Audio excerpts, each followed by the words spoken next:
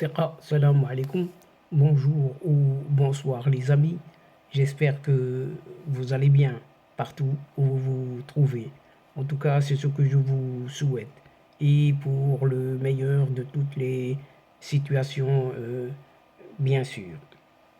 Bienvenue sur votre chaîne Bled Maradibia, qui attend comme toujours vos encouragements qui nous font beaucoup de bien. Et merci pour vos gentils commentaires ainsi que pour vos précieux conseils. Merci de nous recevoir chez vous et parmi vous une nouvelle fois à travers cette nouvelle séquence.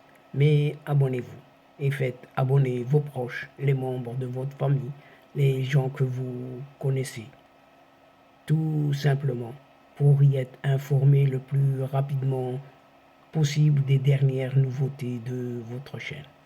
Et cette séquence vidéo revient vers vous pour vous relater ce qui se passe en cette ligue arabe où l'Arabie Saoudite hérite cette Algérie.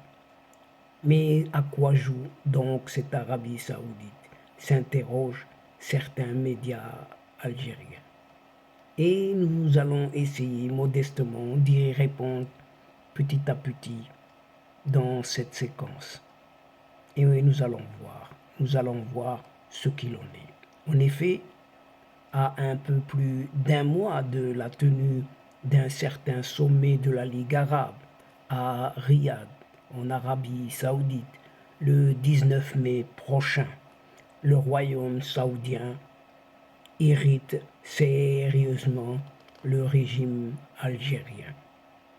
En effet, l'Arabie Saoudite, présidente en exercice de l'organisation panarabe depuis le sommet d'Alger du 1er novembre dernier, qui s'est auto-targué d'un relatif succès. On n'en a pas vu, mais du tout, puisque tous les chefs d'État pratiquement l'ont boycotté.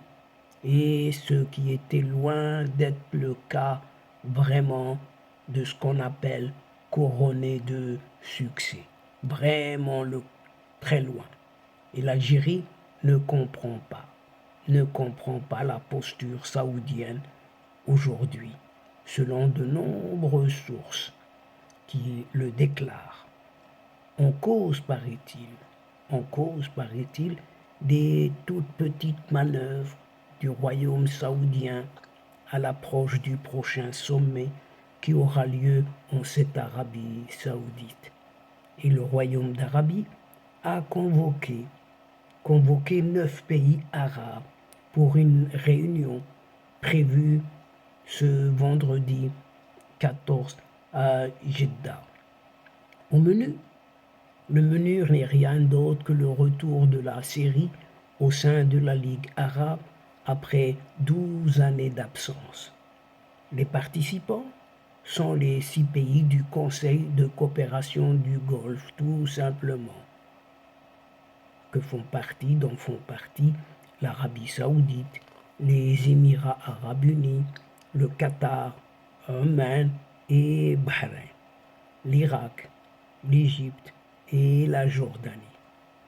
Et il en est dit que, sans doute omnibulé par les relatifs succès diplomatiques dans la région avec le rétablissement des relations diplomatiques avec l'Iran, l'Arabie Saoudite a entrepris seule des contacts avec de nombreux pays et veut accéder à la réintégration de la Syrie au sein de l'organisation panarabe. Mais à contrario, et contrarié en même temps, l'Algérie ne comprend pas la posture saoudienne, accusant la diplomatie du prince héritier, un certain Mohammed Ben Salman, de chercher la lumière même au détriment des autres pays, comme cette Algérie en perte totale de vitesse. Le régime algérien s'autosatisfait de lui-même en croyant avoir effectué un retour en force ces dernières années sur la scène internationale et dont le rôle serait incontournable au niveau régional et au sein de la Ligue arabe.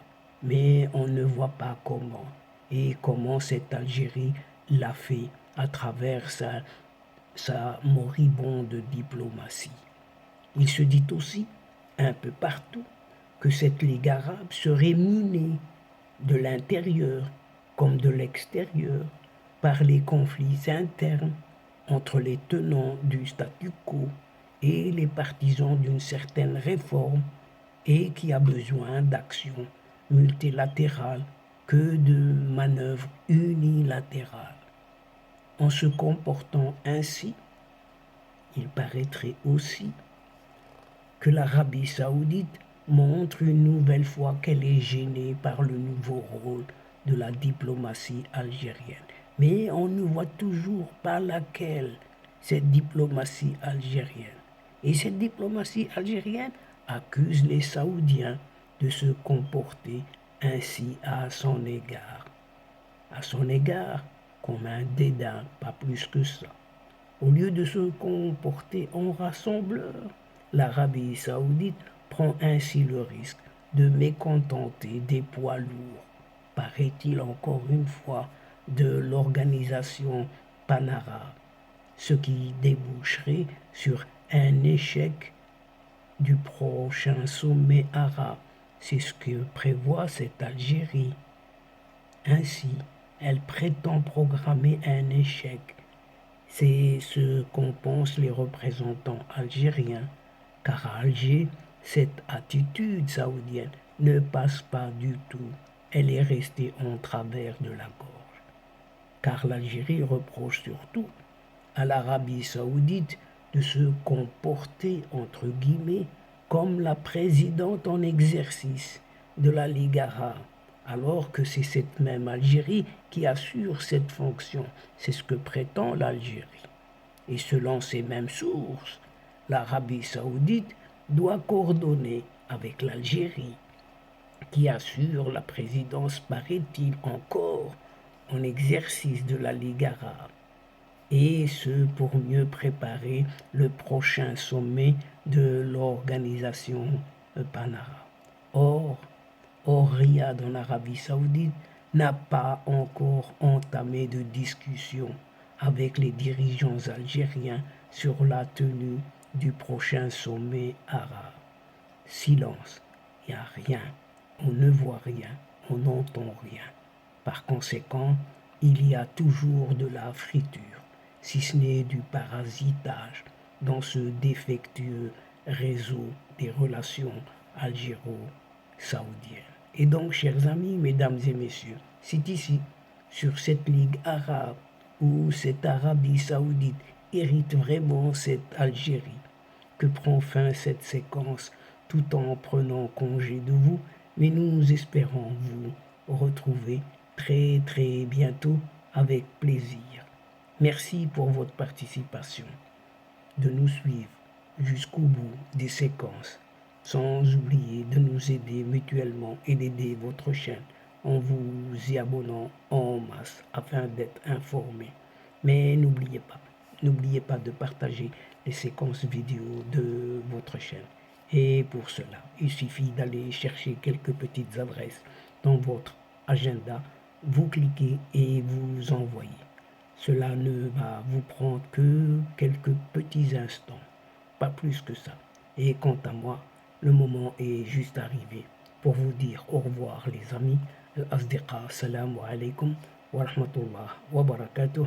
À la prochaine fois et à bientôt. إلى اللقاء في حصة أخرى إن شاء الله. مع السلامة.